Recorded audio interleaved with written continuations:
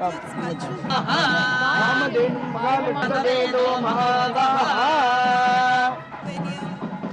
is a momentous celebrations which carries a meaning far beyond the ceremony.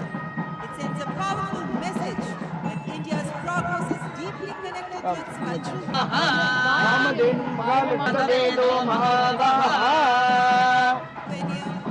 this is a momentous celebrations which carries a meaning far beyond the ceremony.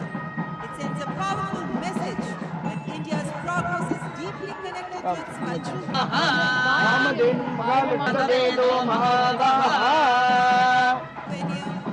this is a momentous celebrations which carries a meaning far beyond the ceremony.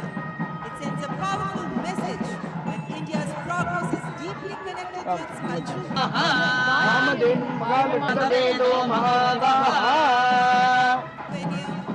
this is a momentous celebrations which carries a meaning far beyond the ceremony.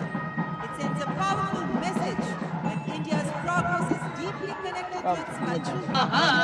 And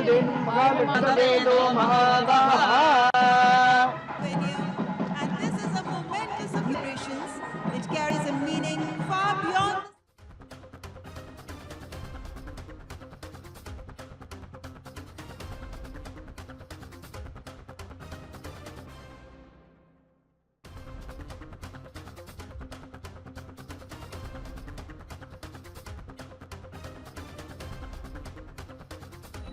சில நிமிடங்களில் விழா நிகழ்விடத்திற்கு வருகை தர இருக்கின்றார்கள் என்பதை மகிழ்ச்சியுடன் தெரிவித்துக் கொள்கின்றோம். நம்முடைய மாண்புமிகு பாரத பிரதமர் அவர்கள் இன்றைய நிகழ்விடத்திற்கு வருகை தரும்போது பத்மஸ்ரீ விருது பெற்ற கலைஞர்கள் நாதஸ்வரம் இசையிட்டும் கொண்டாடுவதில்லை. தமிழர்கள் வாழக்கூடிய அனைத்து பகுதிகளிலும் இருக்கக்கூடிய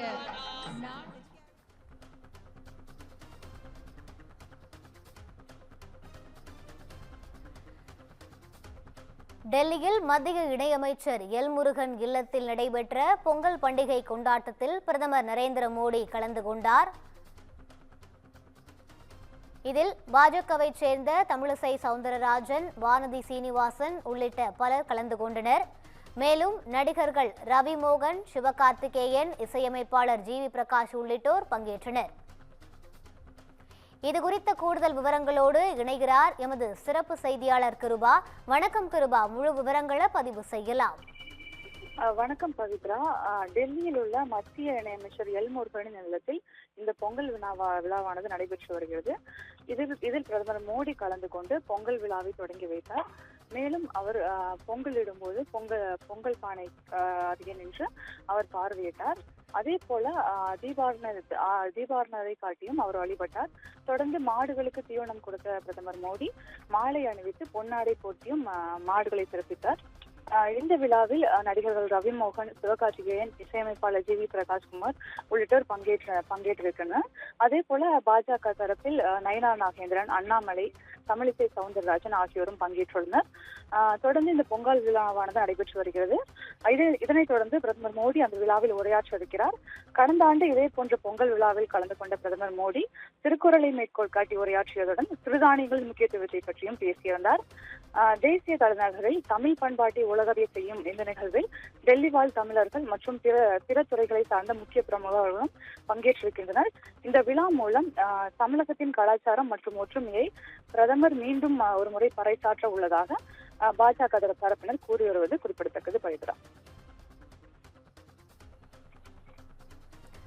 விவரங்களை வழங்கியமைக்கு நன்றி கிருபா.